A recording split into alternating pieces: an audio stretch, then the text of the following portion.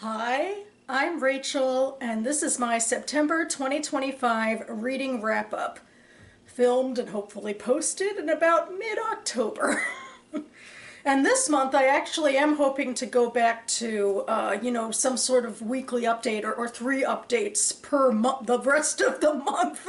I am continuing to read, so hopefully I'll have new things to update you on soon. But for now, I did read 6 non-BookTube prize books in September and into October, definitely. And I thought I would quickly wrap them up here. I feel like it was a little bit of an interesting mix. I had some general historical fiction, some had some nominal Jewish content. I did read some nonfiction that was much more explicitly Jewish content for the Jewish high holidays. And I read a couple of speculative novels, which is my catch-all sort of science fiction or fantasy term. I especially wanted to get to some science fiction because it was Sci-Fi September. So that's my little tease. I'll also have timestamps for each book review listed below, and without further ado, let's actually get into it.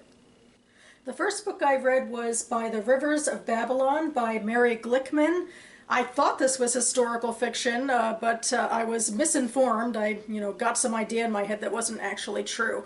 But this follows a couple, Joe and Abigail. They are nominally Jewish Bostonians. One of their relatives bequeaths them some property on a South Carolinian island called Sweetgrass, which is actually based on the author's real home. She lives on a South Carolinian island that's similar.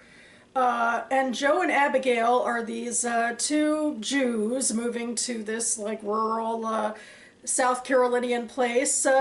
They first meet this slightly older man named Billy at some sort of music event in town, and he's incredibly charismatic and a bit of a womanizer, but he immediately grabs kind of both of their attention, although mostly Abigail's attention, and Abigail's the type of woman who tends to draw the male gaze, as it were, and usually, she has nothing to do with these people, but with Billy, it becomes something a little different.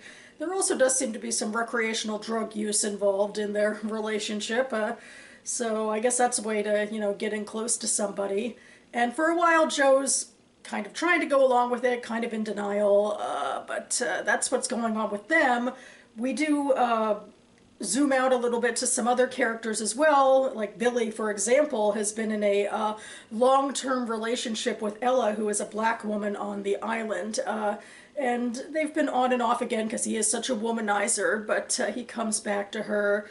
She's also, gets some dimension about her failed relationships and so forth, and her life on the island. And, it's an interesting mix. I feel like, obviously the African American culture and history is part of her life, but she also is able to, have relations with people like Billy, who's a white man. Ella also has a son called Big George. He was a cop, but he ended up getting hurt on the job. He had a brain injury that he sustained, and he kind of briefly becomes the point of anti-Semitism in the book, where he's spouting off conspiracy theories. And I don't know exactly what I think about what they tried to do with that, where it was like they were thinking, well, first they have him talk to one of his relatives who's a social worker who said, well, this sort of thing doesn't usually go away, but then it did go away for him. And Big George in the second part of this book gets pretty close to Joe. And this is one of the things I didn't like as much about this book, is that there was a genre shift. Like, first it was sort of a general fiction rumination on this couple and how their lives were changing in this new location.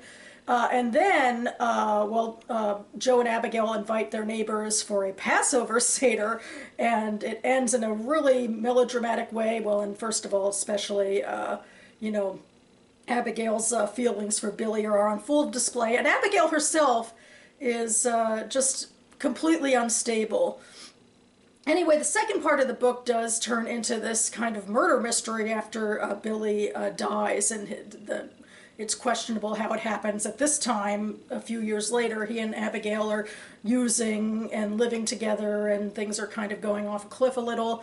It's a bit of a tone shift. I feel like it's supposed to lead to Joe liberating himself from this woman somehow, but the way that Abigail was described or not described in this story just rubbed me the wrong way. She just seemed like a one-dimensional harpy. I couldn't understand who she was or her motivations, and other reviewers said this too. A lot of the other characters, including Ella, were fleshed out. Billy was certainly very fleshed out, but I think that Abigail was sacrificed for something else, something plot related. Didn't want a harpy character, and I didn't necessarily want a half-baked murder mystery, which I would say, even if you like murder mysteries, I don't think this one would quite be to your taste either, the way that it pans out. But yeah, that is By the Rivers of Babylon. That also, Babylon refers to sort of a diaspora for Jews. It's the first diaspora out of ancient Judah and Israel. So, Joe and Abigail kind of moved to Babylon. But for Joe, he ultimately, is able to make the place home. And so, yeah, great for him, I guess. The next book I read was The Living Waters by Dan Fitzgerald. This is the first book of a fantasy duology, I believe, although the author's kind of gone off the grid. This is an interesting case. This is an indie published book, and I found it because the author is local to me, and he was selling his wares a few years ago at a local book festival, the Literary Hill Book Festival. And he had a couple of different types of fantasy novels. This one he billed as like sword free, which I thought was intriguing. I wanted to maybe get out of the more, violent aspect of fantasy, which is a lot of fantasy after all. And there's some other buzzwords he used in here as well. But anyway, I actually thought this was an okay book, and especially for, indie press, it can get a bad rap about being a little more underdeveloped. But there is a fair bit about it this I liked. This is a book, it takes place in a secondary world, and we're following four characters who are going on this river journey. Two of the characters are Sylvan and Temmie, and they're nobles. They're called painted faces, I think because they're pale-skinned and need to protect their skin, and there's sort of a hierarchy about skin tone in their culture. And they live in this sort of walled-off city, and when they get old enough, they have this sort of coming-of-age, rough-about sort of experience where they go with guides onto the river, and they, fish and stay with the, the poorer locals and that sort of thing before coming home. And so for Sylvan, he is this naturalist. He just got a life sciences degree, so he, has some intelligence that can aid the plot that's coming up. And Temmie is this girl from a noble family, but a poor family, and she's actually trying to use this to escape to another city where she feels like she can live a better life. And then we're following Leo, who, mans the boat and does a lot of the fishing and so forth, and he's this happy-go-lucky guy. And then Galia is this person who I think is kind of there to make sure nothing happens to the nobles, and she has this meditation magic, and she gets into a little bit of a relationship with Temmie, which the author described as an ethereal romance, and I think that means it's not spicy. So okay with that.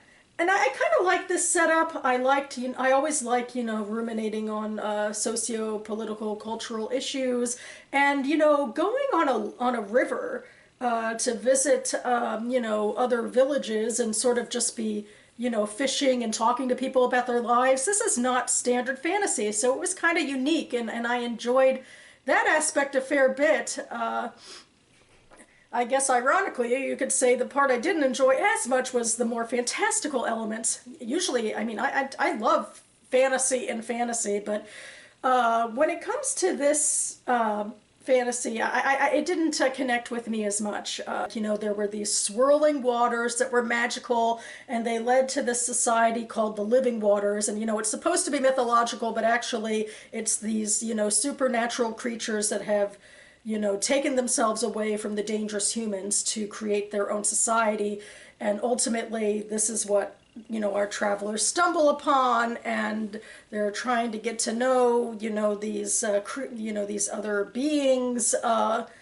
And then for a book that actually is supposed to be like, sword free, which I guess it is, there is a bit of violence in this storyline where there's, we need some sort of more conflict, I guess, for this storyline. And, there's factions that, want to chase our humans away or kill them because, they want to make sure that, their society stays secret. And so there's a bit of violence that happens there. And I felt like it wasn't that connected to our main characters and their actual goals, unless I'm missing something from, that stage. Like, maybe I didn't read as closely as I could, and I admit this part didn't interest me as much. But otherwise, I did like the characterization other than that, and I liked being in a secondary world, and I think we're returning to this world in slightly different conditions in the second book, so maybe I'll try to find it. There is so much to read, but I thought this was a unique, choice, and I was glad to, veer a little into indies, and I'm grateful this author was at the Literary Hill Book Fest a few years ago when I found this one. Veering into explicitly literary fiction, we have This Is a Love Story by Jessica Soffer. This is very much sort of a stream of consciousness book that ruminates on the love story of its two main protagonists.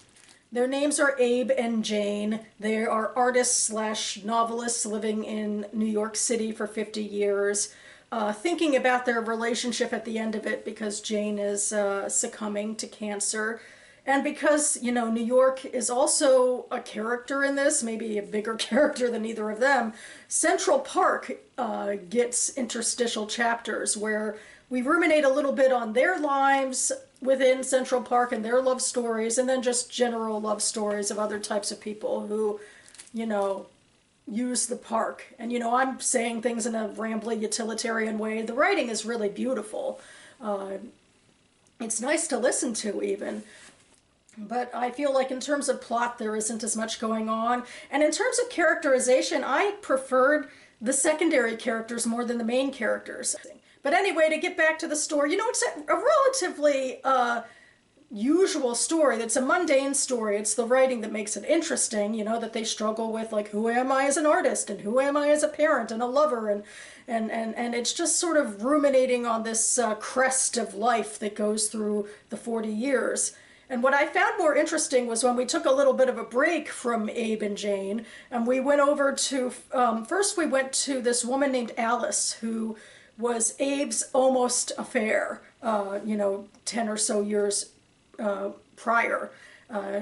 She was in his class. She was, fell, deeply in love with the romanticism of him as an author and as someone who was teaching her to improve her craft. So she did pretty aggressively go after him, but she had enough characterization that she wasn't just a vixen, and I feel like maybe it's because it was her story, unlike the rolling crest of Abe and Jane. It was more of a centered and precise. We go through what it was like for her to be at this age in this place with him until ultimately she realized the affair would never happen, although they got kind of close. And then, we do get a little bit, and we bring her closer, to the modern day and like how her feelings have changed about this and what actually happened in her life. And it just felt like a character study I could grasp onto a little more because there were more contours to it. And then the similar thing happened with their son, Max, who we get to go in a little deeper with in a subplot where, he has his resentments, especially against his mom, and he's a bit of a playboy himself, but his section centered more on this one relationship and like how it made him feel and how he was actually kind of trying to get to know this person and wasn't just a one-dimensional louse sort of character, but also, it kept him, a three-dimensional character in all ways as well, that he wasn't a saint either, but that grounded him, like, going into that, and then also on the outskirts too, he was dealing with his mother's illness and how to relate to her during that. So those parts, those grabbed me more. I guess, I like a little more plot. I'm not a plot-driven reader, but I need some contours, I think, to trying to understand what a character is going through. it really was the writing that elevated it. So, if only we all could have, someone like Jessica Soffer writing for us and maybe someone like Morgan Freeman narrating our lives to us, we'd all sound better. But yeah, I mean, I guess in that way I could say that this is a love story, proves the point that our small, largely unremarkable lives can have some beauty to them. Next, I have my nonfiction pick. This is For Such a Time as This by Eliot Cosgrove, and the subtitle is On Being Jewish Today. And this was technically my second choice for High Holidays reading. I misjudged how long the Holds line would be at my library for my first choice, but this one was also on my list, and actually a interesting, strange time to be reading a book that is predominantly about post-October 7th, because as I was reading this, and certainly as he was writing it like a year ago, we were still in a limbo that I guess we're not as entirely in anymore, because as I'm filming this just a couple of days ago, there is a new ceasefire, and all of the living hostages, at least, are outside of Gaza now and are back in Israel, which just is an overwhelming change from what we've been dealing with for the past 2 years. Anyway, this book, this is written by sort of a Gen X prominent American rabbi in the conservative Jewish tradition. It moved pretty quickly, which was kind of nice. I was actually reading a fair bit of this book at the District Wharf, where I go after Rosh Hashanah in the afternoons to take in some nature and to read. And he divided his book into what was, what is, and what will be, basically. And I thought the what was part was a little pat about sort of understanding anti-Semitism from a pretty standard point, or at least one that as a Jew, I've grappled with before, grappling with anti-Semitism and grappling also with Israel's founding and what it's meant to us throughout the decades, especially in the beginning. And then he did get more interesting, especially in the what is section.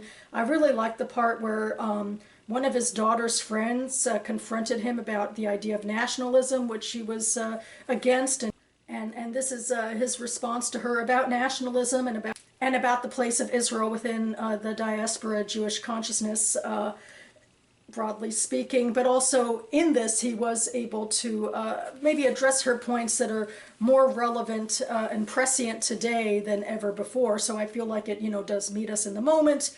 He also has some stuff that moved me a bit, and I put on Facebook about epistemic humility. And this is about addressing the issue of what I would call binary thinking and extremism, about truth claims, about when you're so set in your own righteousness that you can't hear other people's voices, and that's only becoming more and more prevalent in today's age, and not taking into account nuances or holding the fact that we live in a world where two people's truths can be right at the same time.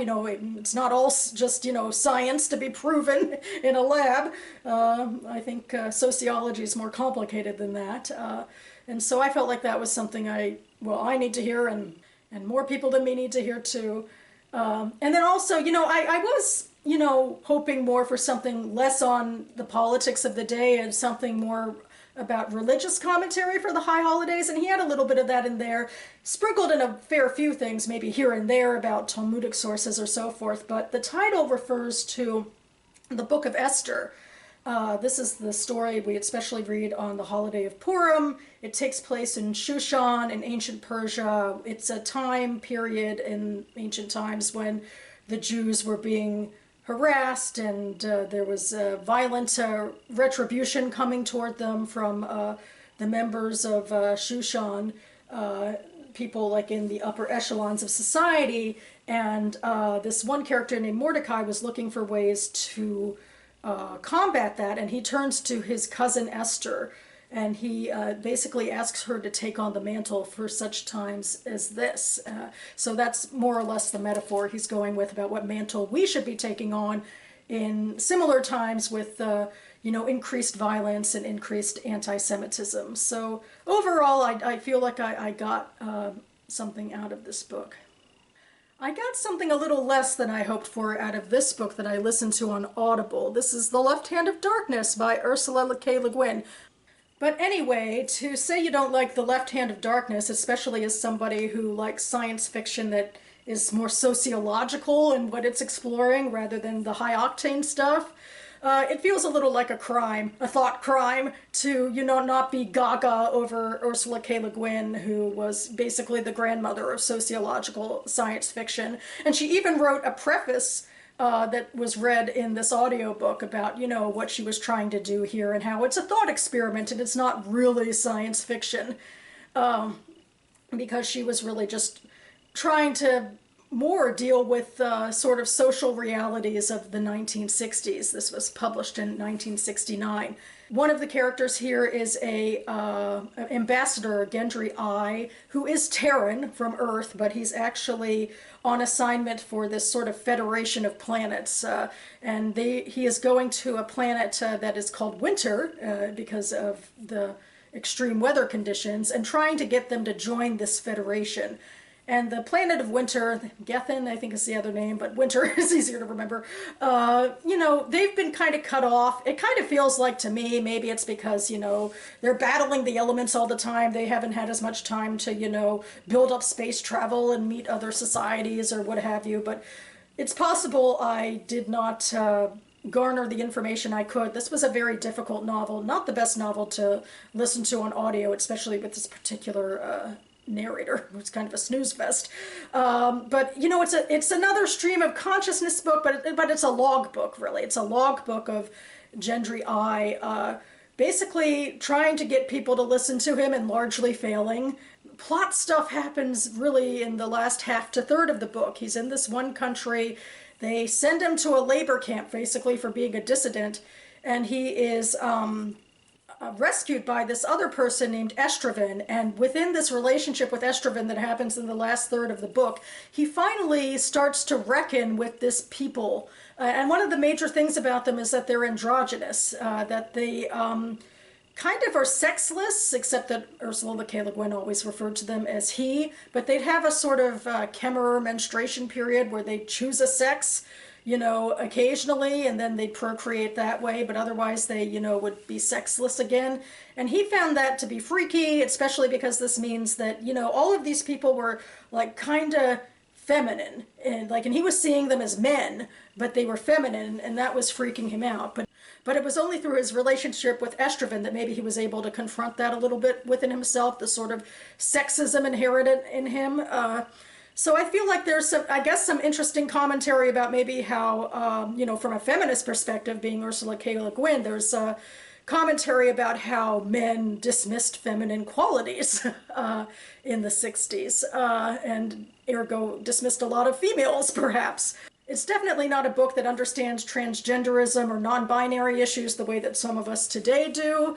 But I think, as Le Guin was saying, it addressed issues of her time. And that in itself is interesting, but I would have probably preferred an essay.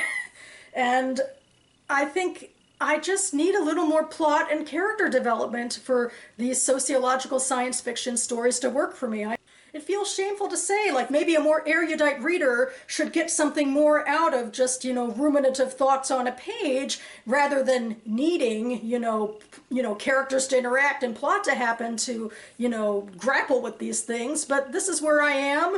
Maybe I'm in part, in parcel part of my own generation. We all are losing brain cells and attention spans to, all of the media surrounding us. So I'm going to blame everything else. But I still do feel like there's something to be gained from media with more of a story to it rather than just sort of ideas put on paper. I'm never going to be a philosophy person, I don't think. I like sociology. I like to stay away from the high-octane stuff in speculative fiction, but I still would like to experience it with characters rather than have the distance that I had in this book. And I'm sad I felt that way. I know it's a very famous book. There's a lot of other Le Guin books out there. Maybe I'd fare better with her fantasy. We'll have to see. Maybe I'll get to it someday. But I think with this type of science fiction book that she wrote, I think maybe it's just not my cup of tea. So in general, with all of these books, I feel a little about all of them. I mean, even the ones I mostly enjoyed, none really moved me that deeply. But then we get to this final book, which is Search by Michelle Huneven, and I really like this one a lot. And I feel like, speaking of sociology, this to me is a great sociology book. It's very much realistic fiction. Although I guess there is a genre thing to this I don't like too, because the author is writing a character who's largely like herself, and the character is writing a memoir within the book and claiming, that, she's changed names and circumstances in the book. So it gets a little bit confusing about what this is, and I kind of wish Huneven had taken a little bit of a step back from that. But what I do like about this book is that this is about a 50-something woman named Dana. Dana is semi-involved with her church community. It's Unitarian Universalist. She joined after her mother died, looking, for a sense of spiritual connection.